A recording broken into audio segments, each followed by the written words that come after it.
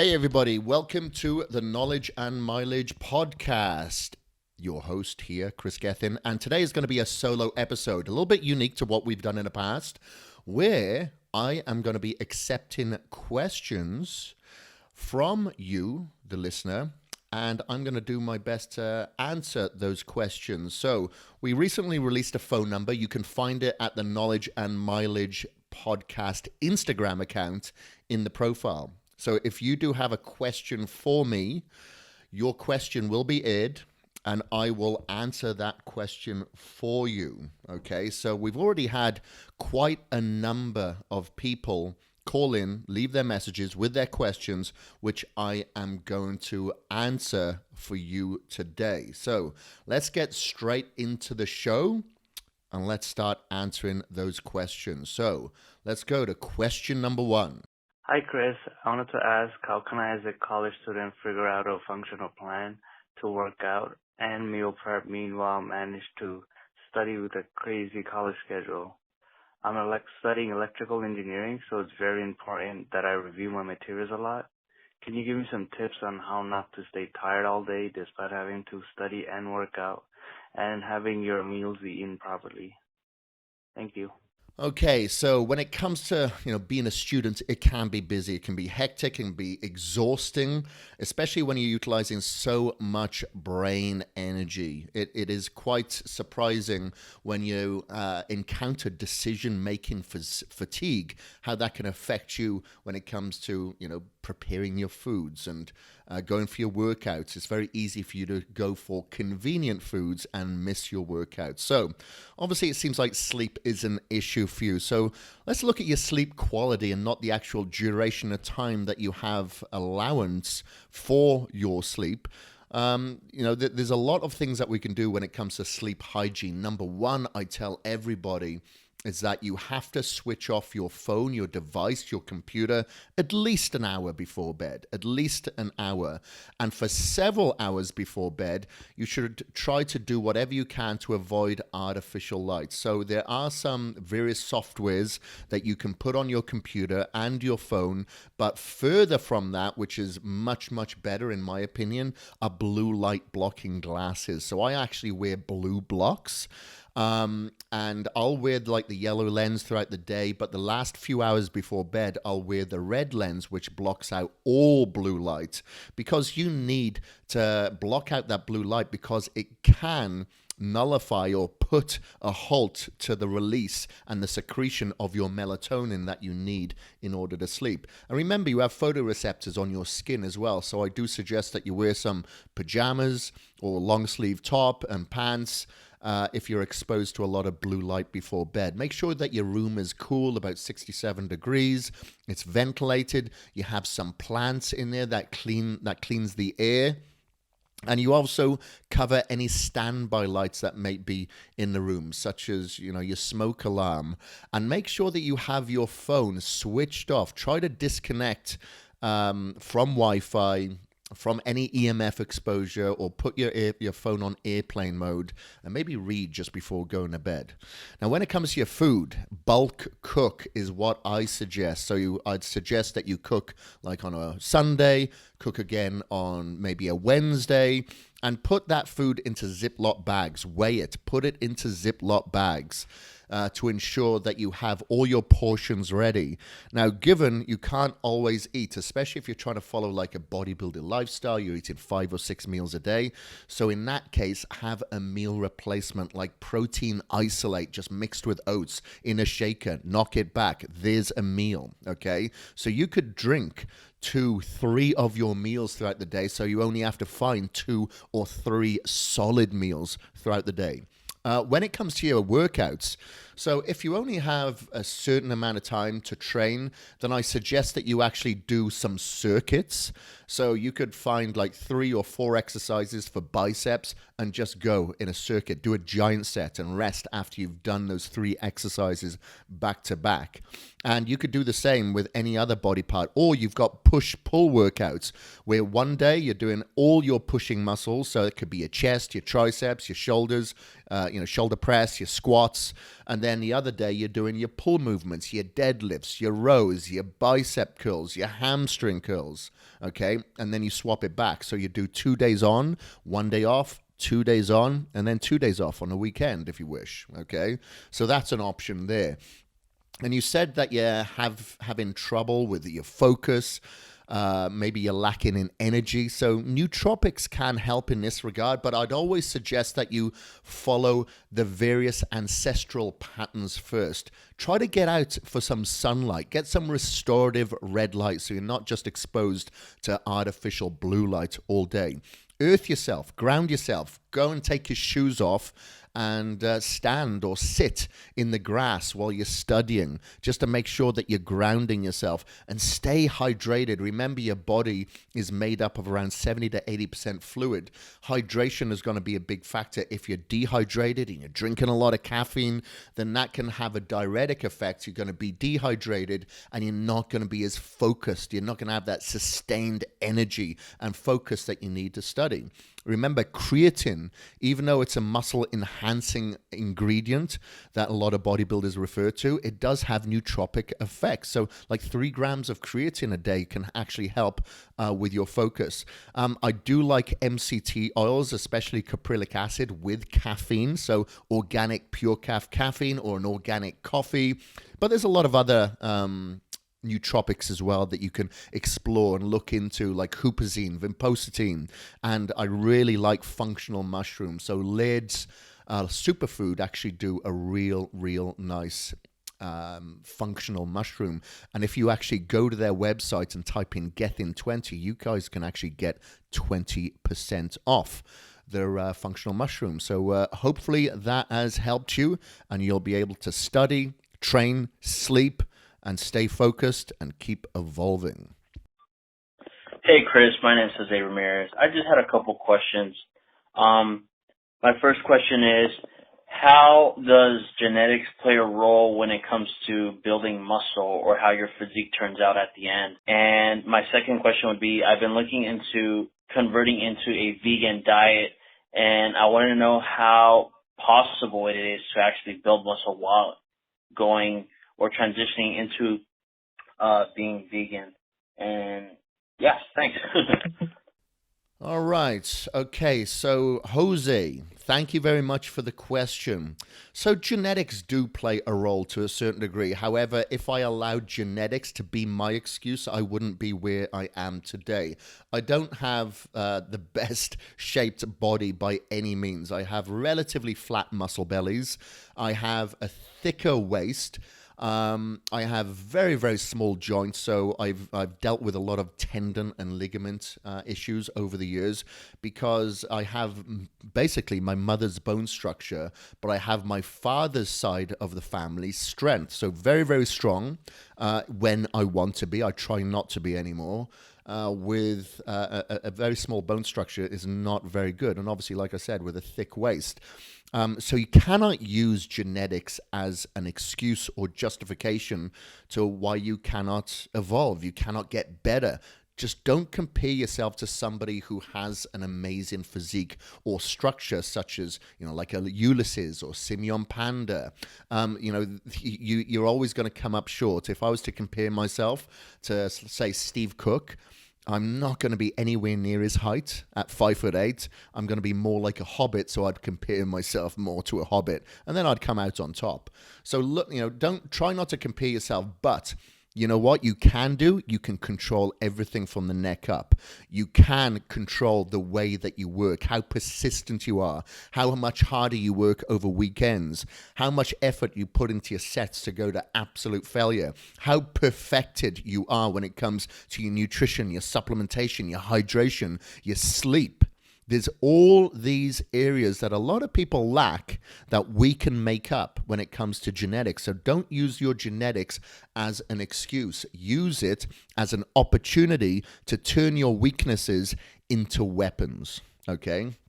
Now, you mentioned that you're converting to a vegan diet. I'd like to know why you are converting to a vegan diet. Of course, I have clients that are vegan, and I look after a lot of people in India that are vegan or vegetarian. No qualms, no problems with it.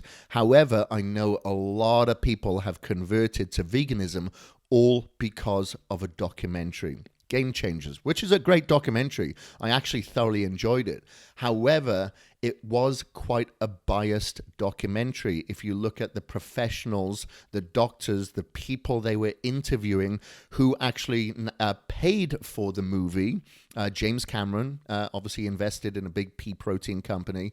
It was a very biased side to the equation.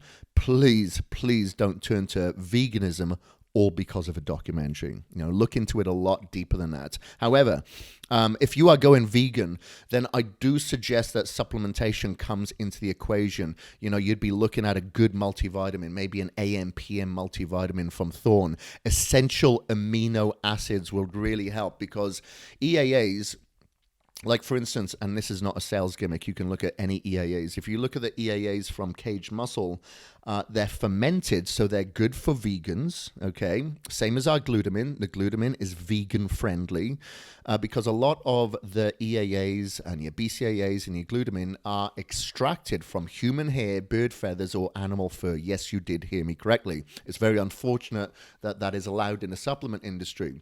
So, think about it. You're basically purchasing a sausage, a hot dog sausage, when you're getting BCAAs from another brand, because it is an extract of animal byproduct, if you think about it that way.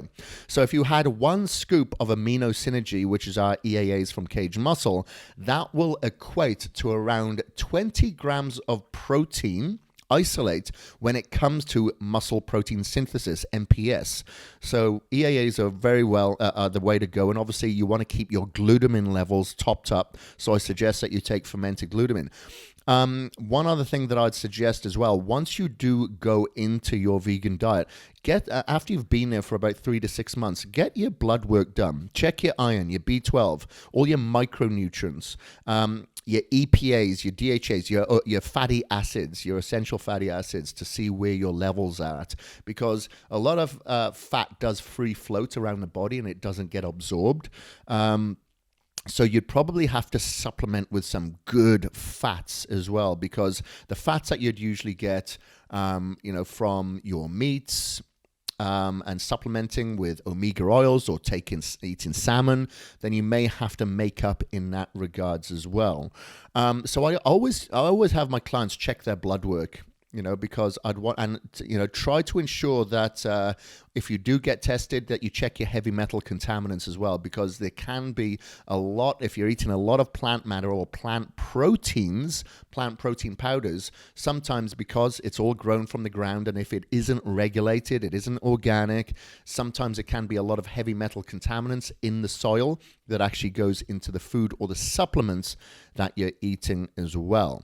It's going to be a little bit harder being a vegan. Vegetarian do have it easier, the vegetarian, because you're able to have eggs, you can have dairy, you can have isolates, you can have cottage cheese. So it will be a little bit harder for you, but it doesn't mean that it can't be done, okay? You just need to supplement wisely and eat correctly. Hi, Kris. This is Matt. I had put a message on Instagram about not being able to do unassisted pull-ups. So like when I do lat pull-downs, I'm able to do about 115 to 130 pounds for 15 to 10 reps for those. But my body weight is about 220 pounds. So I'm wondering if, just because I can't do that much on a lat pull-down, if that's affecting my ability to do an unassisted pull-up. Any tips or tricks, I greatly appreciate it. Thank you. Okay, good question, Matt, in regards to your pull-ups. So yeah, if you're only pulling 115 pounds, but you are about 220 pounds, then yeah, you're going to have an issue. You're going to have a problem. So increasing your strength through the lat pull down to help you assist with chins is definitely a possibility. What I would suggest is that you work with a periodization program. So over, let's say, a 12-week period, you're trying to increase your strength, your reps, the intensity through various movements. So you've got the neutral pull down, you've got the overhand pull down, you've got the reverse grip pull down. What you may find to begin with is if you start to increase your strength with a neutral grip, you'll be able to go on to chins and start getting a couple of reps out with a neutral grip to begin with, because you will get a little bit more bicep assistance when your hands are a lot narrower, particularly with a neutral grip or with a reverse grip, in fact. So I'd suggest that you start doing all forms of the pull down with various grips to assist with this. And then when you actually do go on to the chins, there's two ways that you can help assist yourself. Number one, if you have a training partner, great. They can help you actually get up with the positive so you can work the negative, okay? You may feel a bit silly, but it's fine. If you start to work yourself through the negative portion of the reps, that can really help increase your strength to be able to get yourself up with a concentric portion. So you want to try to go down with a negative as slow as you possibly can to increase your strength and get that time under tension. If you don't have anybody that can help you, you don't have assistance, you can actually get a resistance band. You can find them on Amazon. You can get various resistances. So as you're getting a little bit stronger, you can go to the smaller resistance, but start with a thicker resistance, and you can actually tie it around the rack and then put your foot or feet in the bottom. You can even do with your knees if it's a shorter resistance band. So that can assist you. It can help, particularly at the bottom when you're at full extension of that resistance band, and it'll get a little bit harder for you as you pull your way up. So that can really, really help increase your strength so you can eventually do some chins. And obviously, number three, the more weight that you lose, the easier it is, of course. Like I'm 220 pounds at the moment, and I'm finding it very, very hard. If I drop down to about 200, wow, it's so much easier. It's amazing what 20 pounds can do. Now, as you get a little bit stronger and you're able to get out, maybe 4 or 5 reps, and you want to take it to that next level, what you can actually do is wear a dipping belt. Okay, wear a dipping belt that you'd use like on triceps. I use one from Gym Reapers. I find that's really, really good. And you can actually tie a weight like a barbell plate into the chain that is then wrapped around your waist from the belt. So you've got extra resistance. Then someone can help you up. And then again, you're allowing yourself to lower through that range of motion, through the negative, with extra resistance to help increase your strength yet again. So hopefully that has helped you out, Matt. I'd love to get your feedback. So please do comment on my Instagram, and good luck. Hey, Kris. My name's Alec, and I'm a longtime follower from Canada. A couple of weeks ago, I experienced a significant ankle injury that required surgery. So I now can't put any body weight on the ankle for another 4 weeks, but I am expected to make a full recovery in 14 weeks. My question is, how do I minimize muscle loss during this long recovery? Thanks for all your knowledge and inspiration over the years. I've been a big fan of your video series, especially the lean muscle one. Thanks again. Okay, Alec, that's an unfortunate injury. I've actually torn the tendons in my ankles several times over, probably about 7-8 times, and I've actually broken my ankle as well. So I feel you, buddy. I feel you. But there's light at the end of the tunnel. It will get better. Okay, so here's what I suggest. Number one, let's look at your food, because when people get injured, they get depressed and usually they emotionally eat. It is more essential than any other time that you need to eat perfect if you want to prevent muscle wastage and gaining too much fat. You don't want to become insulin resistant, of course. So do whatever you can to get ahead. Remember, you can still train your chest. You can still train your back. When it comes to back, you're going to be on machines a lot of the time. If you're on free weights, you can use an incline bench where you lie face down to do your rows. That's absolutely fine. You've got biceps. You can do everything seated with biceps. You can do everything with seated or kneeling with triceps. When it comes to shoulders, everything's seated. So there are ways around it. Now, to specifically ensure that you do not suffer too much atrophy with your injured leg, here's a few things that you can do with your supplements. Supplement with essential amino acids, with fermented glutamine. Make sure that your glutamine levels are topped up, that you're getting your essential amino acids to help improve your muscle protein synthesis, and stay on top of your diet, okay?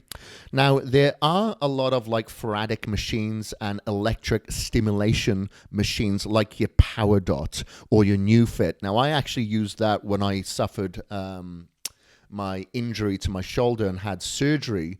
I used the Power Dot to help with electrostimulation. If I had access to a New Fit, I would have done that. But you can buy them and turn up crank up the intensity of that as you become a little bit more comfortable to ensure that it's allowing some sort of stimulation to your quads, to your hamstrings, to your calves, anywhere that you cannot work on that left side. Now, studies have actually shown and proven that if you train the opposite side, so let's say you've injured your right, I don't know you specified, no. Let's say you broke your right side. Now, you can still train your left side, and that neurofunction will actually prevent a lot of atrophy to the right side. Not all of it, but some of it. Something is better than nothing. So I would suggest that you do go and hit unilateral movements with your non-injured side. Do your hamstring curl, your leg extension, your leg press, anything that you can possibly do on that one side. Okay, without obviously further injuring your injured side. So that can really help. Another one, again, that's backed up with studies, is research, is heat therapy. So sauna. If you have the opportunity to get in the sauna 3 to 5 days a week, dependent on what type of sauna that is, if it's an infrared or if it's like a wet sauna, dry sauna, then, is dependent on how long that you'd spend in there. But you're probably looking at anywhere between 15 and 30 minutes in there 3 to 5 times a week. That heat therapy can really, really help with the prevention of muscle wastage. It'll improve your growth hormone levels, your testosterone levels, and your heat shock proteins that help rebuild folded proteins. So anyway, good luck with that, Alec. I know that you will come to a speedy recovery, even though it's a long recovery. Use it as an opportunity, again, to turn those weaknesses into your weapons, but stay motivated during this time. Whatever you can for the accountability, whether it be from a training partner or anybody, look at this as an opportunity. It's quite easy during these times of injury that we get depressed, we get down, or we think that everything that we worked for is going to unravel itself. But change your perception. Think about the people out there that are disabled. Maybe they don't have legs at all, but they compete in wheelchair bodybuilding. They compete in the Olympics. There's, obviously there are so many ways around it. There's people out there in third world countries that will never see the inside of the gym. They'll never have the opportunities that you have in front of you. So take advantage of this and inspire other people. There's going to be a lot of people now seeing you come back, and they're going to learn from the observation, because they can, everybody comes up with excuses. But if they see that you're not coming up with an excuse, you're pursuing, you're moving forward, they will learn from observation, and you're going to inspire others to move forward. Anyway, so those are the questions that I decided to read out for today's podcast. So I really appreciate everybody calling in. However, there's just a couple of things, or one thing that I wanted to make mention in this podcast as well, is that especially this time of the year, everybody started January strong, New Year's resolutions, following the lean muscle video trainer that I've got. Following my ebooks that I've got on healthkick.com. By the way, I'm going to put the links to everything that I speak about in my show notes.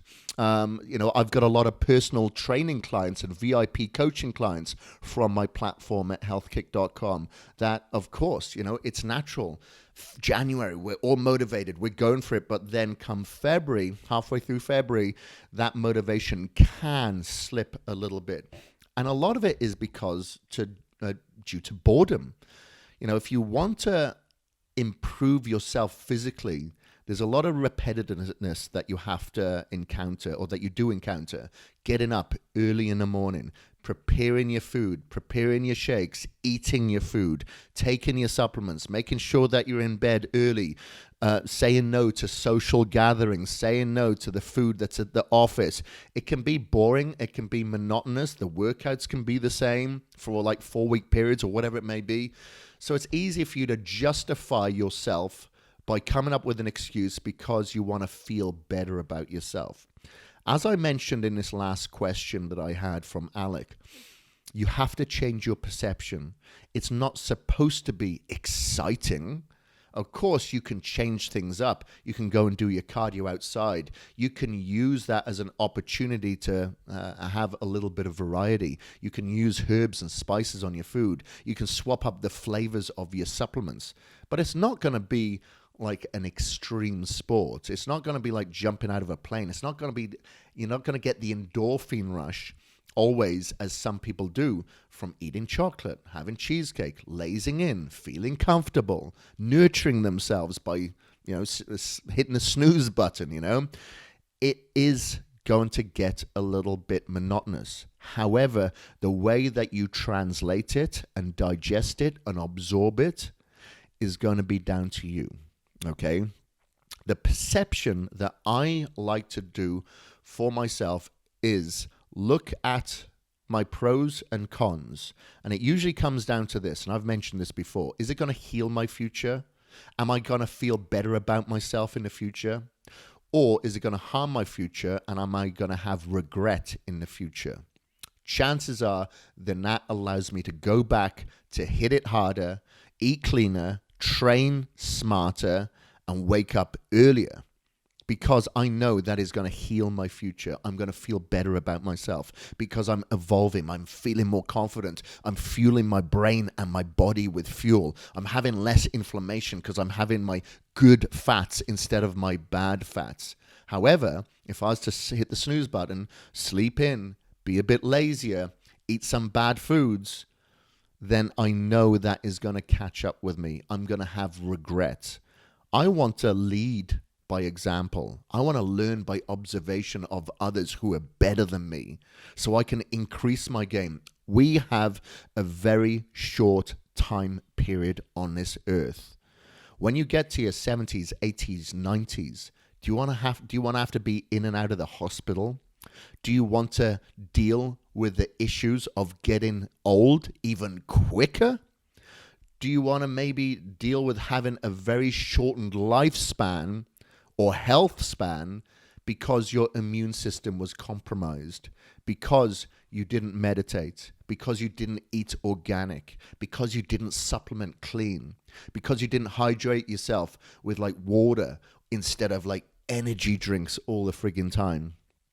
There's a lot of things that you can look at by changing your perception, by then taking a good viewpoint through another pair of glasses that allows you to seek everything that you are following with persistence and consistency as an opportunity. You need to practice gratitude for the life that you have. You're in good health. You have your working limbs. You have the opportunity to put food on your plate, to listen to this podcast.